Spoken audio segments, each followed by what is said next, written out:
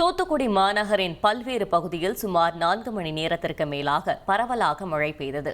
இதனால் உப்பள தொழிலாளர்கள் மற்றும் கட்டிட தொழிலாளர்களின் வாழ்வாதாரம் பாதிக்கப்பட்டுள்ளது.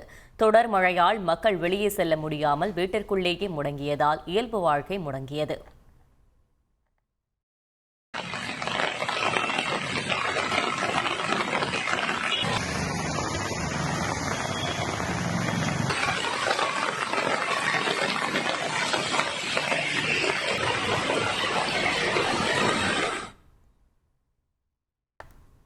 ராமநாதபுரம் மற்றும் அதன் சுற்று வட்டாரத்தில் பலத்த காற்றுடன் கனமழை பெய்து வருகிறது. சுமார் 12 மணி நேரத்திற்கு மேலாக நீடிக்கும் மழையால் ராமநாதபுரம் நகரின் பல்வேறு இடங்களில் தண்ணீர் தேங்கி கிடக்கிறது. மழைக்கு தாக்குப்பிடிக்க முடியாமல் அரசு பேருந்து பணிமனையில் 2 பெரிய மரங்கள் வேரோடு சாய்ந்தன. நல்வாய்ப்பாக அந்த இடத்தில் பேருந்துகள் நிறுத்தப்படாததால் அசம்பாவிதம் தவிர்க்கப்பட்டுள்ளது. உங்க வாழ்க்கை உங்க கையில. டெரகோட்டா பிசினஸ் மூலமா மாசம் பல லட்சம் ரூபாய் சம்பாதிக்கிறதுக்கான ஐடியாவை நாங்க கொடுக்கிறோம். ஃப்ரீடம் ஆப்பை டவுன்லோட் பண்ணுங்க.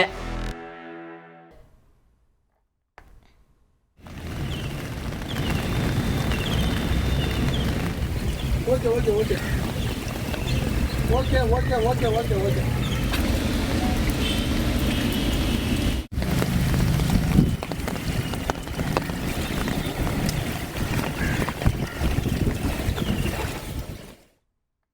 தூத்துக்குடி மாவட்டம் ஸ்ரீவைகுண்டம் பகுதியில் விடிய விடும் மழை பெய்ததால் சாலைகளில் மழைநீர் தேங்கியது.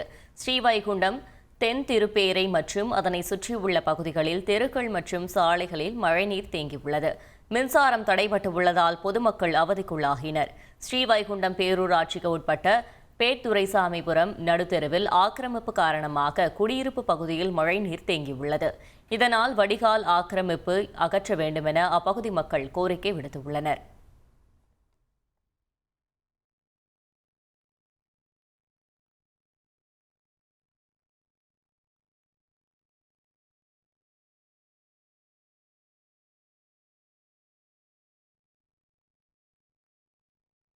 காரைக்கால் மாவட்டத்தில் அதிகாலை முதல் 3 மணி நேரத்திற்கும் மேலாக கனமழை பெய்தது. காரைக்கால், நெடுங்காடு, கோட்டுச்சேரி, திருநள்ளாறு, திருப்பட்டினம் உள்ளிட்ட பகுதிகளில் கனமழை கொட்டியது. பல்வேறு பகுதிகளில் இருள் சூழ்ந்து குளிர்ந்த காற்று வீசுவதால் முகப்பு விளக்குகளை எரியவிட்டு வாகன ஓட்டிகள் ஊர்ந்து சென்றன. தாழ்வான பகுதிகளில் தேங்கியிருந்த மழைநீரை வெளியேற்ற மாவட்ட நிர்வாகம் சார்பில் நடவடிக்கை எடுக்கப்பட்டுள்ளது.